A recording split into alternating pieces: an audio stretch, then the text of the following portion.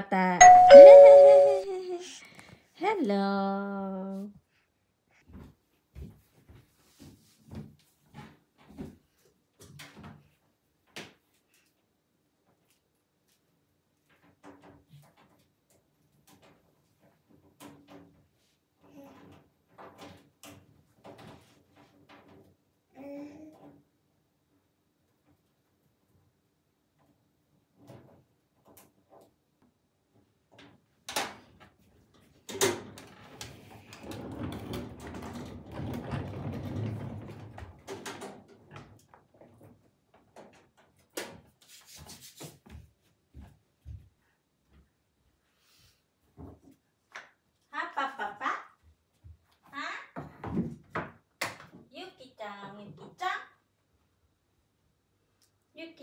Yuki-chan.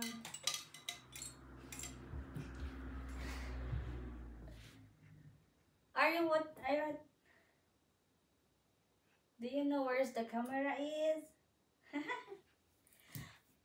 Hello guys, good morning.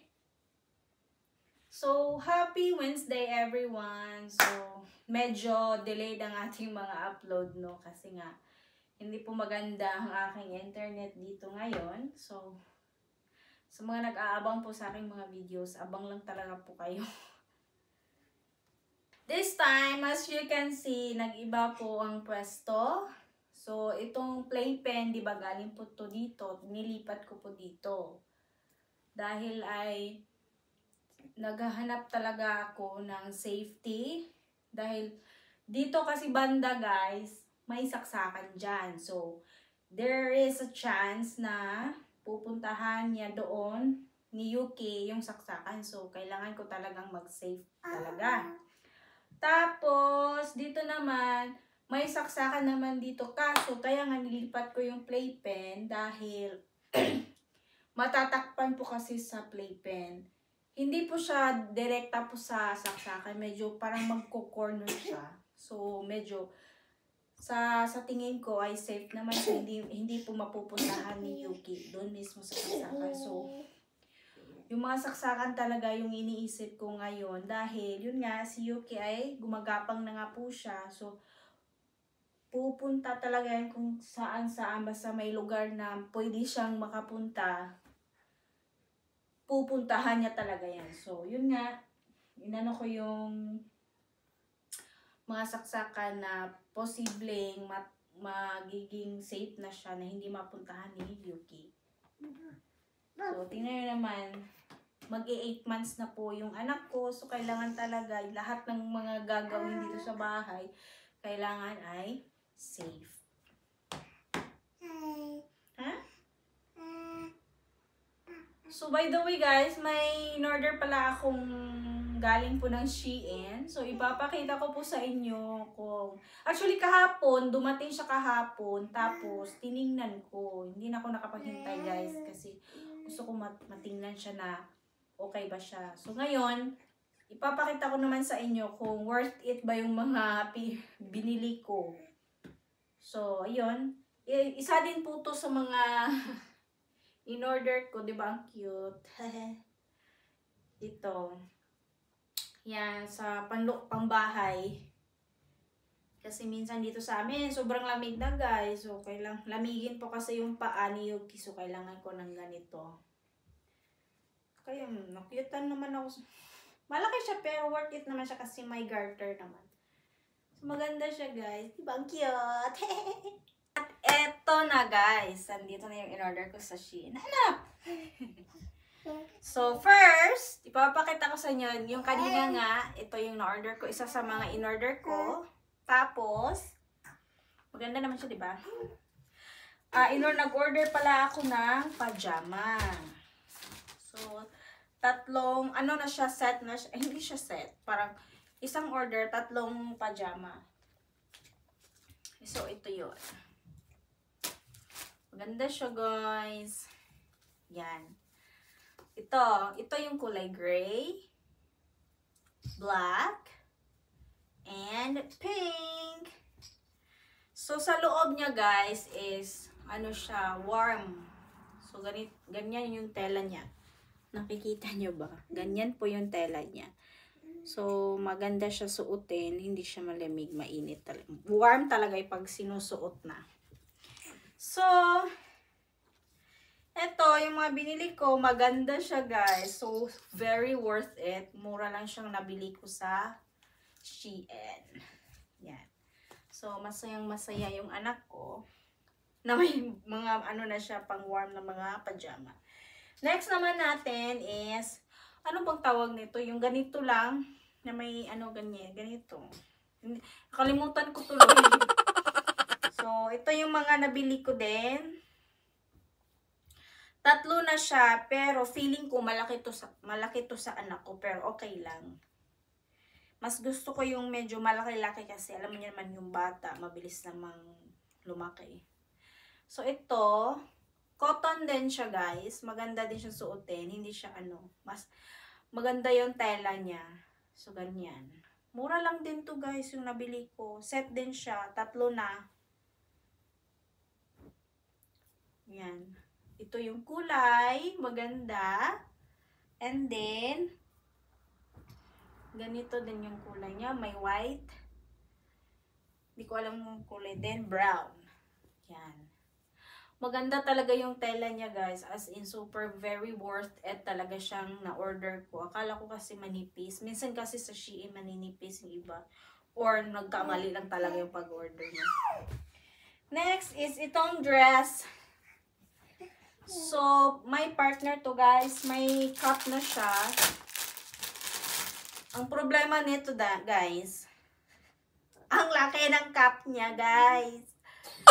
Ano ba naman yung ulo ng anak ko, ang liit. Oh, 'di ba? Malaki siya. Hindi ko alam ba't ganyan. Tapos ganito yung dress. Ito yung dress niya, guys, na susuotin niya sa upcoming niyang monthly milestone. Dahil nga nagpipicture ako ng kanyang monthly milestone. So, nag-effort talaga akong bumili, guys.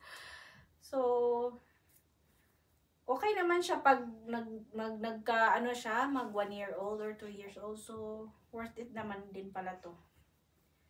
So, maganda siya guys. Yeah. Uy, kinuha naman natin mo. Uy! And then, is nagbili din ako ng, nag-order din ako ng socks. 3 to guys, 3 set. Pero sinuot na ni Yuki yung isang set. Maganda siya guys, mainit siya suotin. So, saktong-sakto sa aming season ngayon na winter. So, ayan. So, meron pa din akong na-order ng mga buting-ting. Hindi ko alam kung worth it ba siya. Tingnan natin. First, ito yung mga buting-ting. So, ito talaga yung purpose kong in-order. Dahil nga is, nag-iisip nga ako ng safety nest and everything. So, ito yung cover ng sa mga saksakan. So, ganyan siya, guys.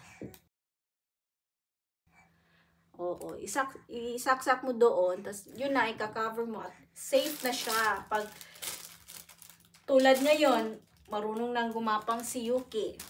Tapos, hindi natin manamalayan. Minsan talaga, hindi natin namalayan guys na pumupunta na yung mga anak natin sa mga sulok-sulok. Tapos may mga saksakan na kaya na nilang abutin. So, ito yung in-order ko talaga. Isa ito talaga sa mga reason na in-order ko na makabili ng ganito. Na pang cover sa saksakan para hindi po mapasok ng daliri ng anak natin doon sa mismong saksakan. So, safe na safe siya. So, 10 pala yung binili ko. So, ayan. Medyo kampante na ako, guys. Kasi lalagay ko na dun sa saksakan. So, ayun, magiging safe na talaga siya na hindi ko na hindi na ako, anong tawag nun? Nabig ko ba?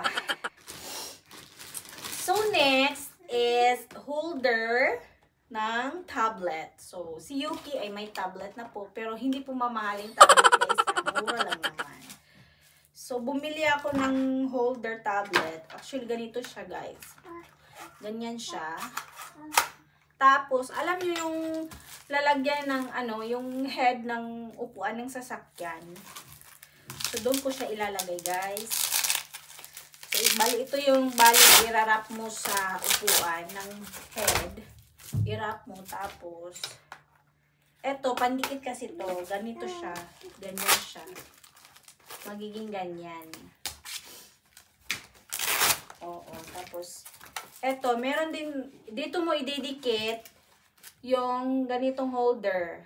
Diyan. For example, naka-ano na siya sa upuan. Mismo ulo ng upuan ng sasakyan nyo. I-wrap nyo siya. Ganyan. Pag ganyan.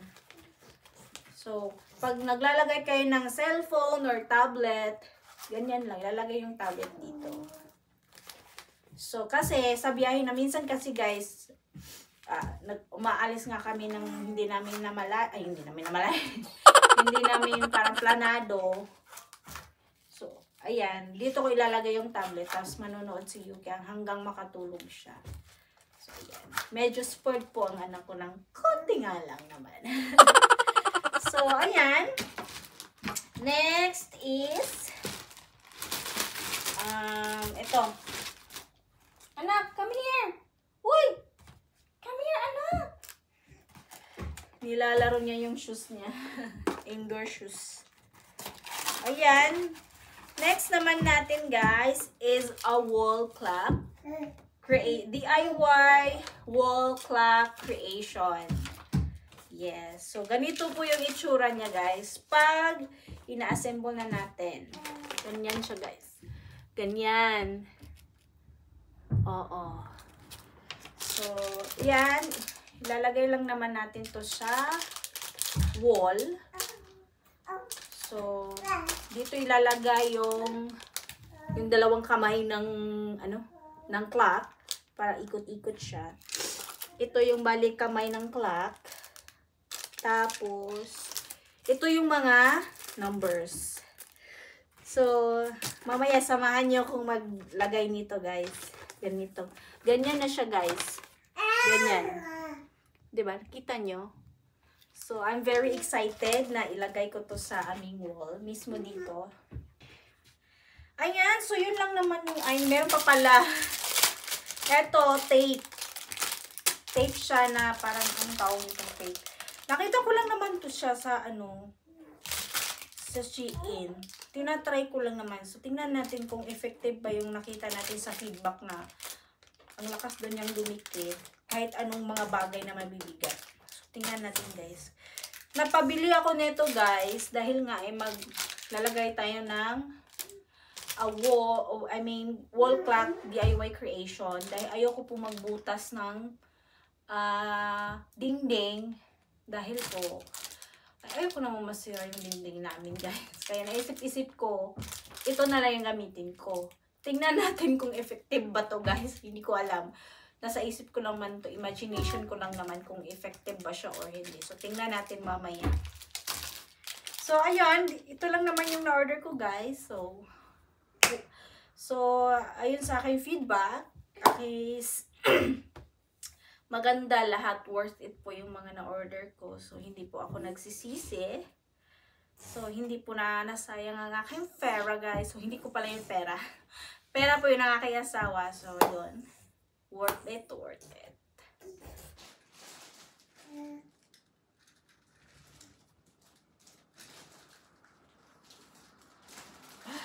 So, ayan, guys. Sinet up ko na tong clock. Yung minute, hour, and second. So, tama ba? Tama ba yung sinabi ko, guys? So, ayan.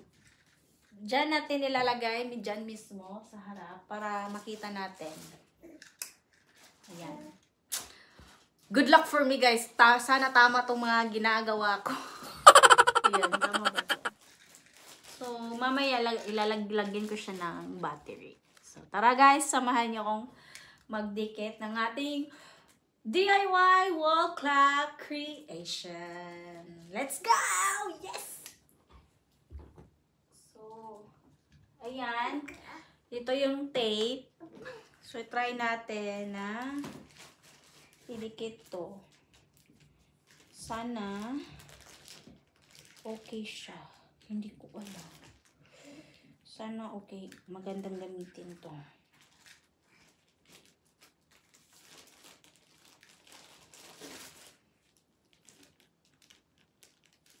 Para na siyang double-sided tape. Adhesive tape.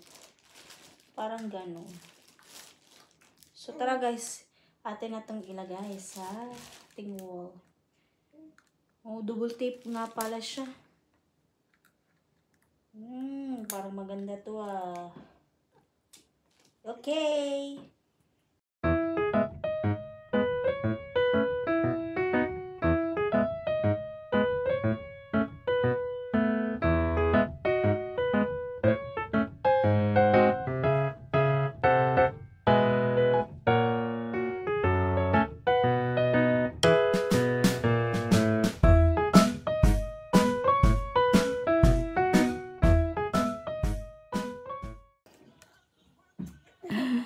Ayan guys, nalagay ko na. Parang hindi pa ata siya pantay. So, okay na yan. At least, para talaga hindi siya pantay guys. So, hayaan nyo na. Okay na to. Wala talaga kabuhay-buhay yung mga dingding namin. Actually, gusto ko yung ganito lang, plain. Para malinis siya tingnan. So, ito lang talaga yung nagbibigay ano yan, wall clock namin. Kasi, pag yan ginagamit naming clock, hindi na kami masyadong makakita ng clock, ano ba talaga oras. So, napag-isip-isip ko, bumili nga ako neto. DIY natin ng wall clock creation. Para hindi ata siya pantay. Natatawa talaga ako sa mga pinagagawa ko. So, anyway, okay na siya. Maganda naman siya. Ganda naman siya sa whole area. So, okay na siya. Tas, puti din yun yung kulay ng aming dingding. Tas, itim yung mga numbers. So, kitang-kita na siya, guys. So, sana naman magustuhan ng asawa ko. Oh my goodness. So, ayan. Ayan, guys. Inulit ko pala siya, guys. Dahil, meron palang papel na pattern na ganyan. So, parang okay na ata siya, no, guys. I am so very proud of myself. So, meron na akong clock. So, ayan. Yung anak ko. So, anong oras na ba ngayon? It's already 3:08. So, ganyan talaga ang aming aming dingding. Simple lang. Walang, malinis tingnan. Ito talaga yung mga gusto ko. Pero tinitingnan ko yung wall, guys. Hindi pala ako sa gitna. Pero itong DIY natin na wall clock, guys, is pwede naman siyang ilipat. Dahil matatanggal din naman siya. So, baka uulitin ko na lang siguro to pag may time ako. Tapos, parang ilagay ko talaga siya sa center. Di ba? Hindi siya center.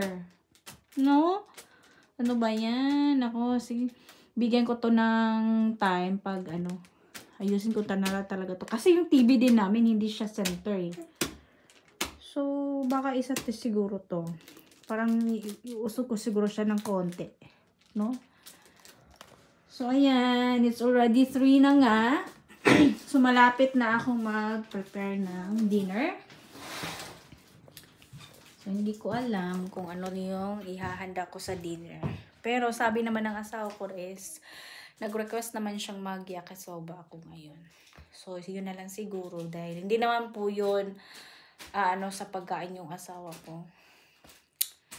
So, baka yun nga, mag-yakisoba na lang siguro ako. So, tapos, may sabaw na gulay. So, okay na yun. Sarap na yun. So, yan guys.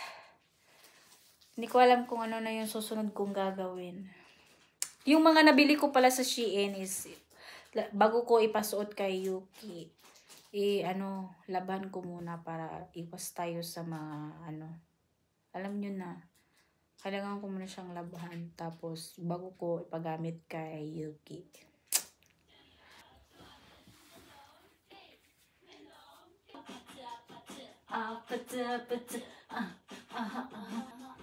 Red hot. Crazy. All you gotta do is meet me. Baby, don't you need me like I need you now? Sleep tomorrow, cause tonight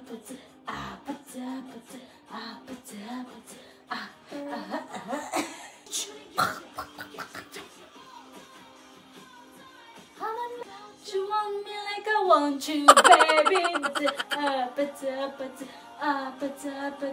Uh-huh, uh-huh.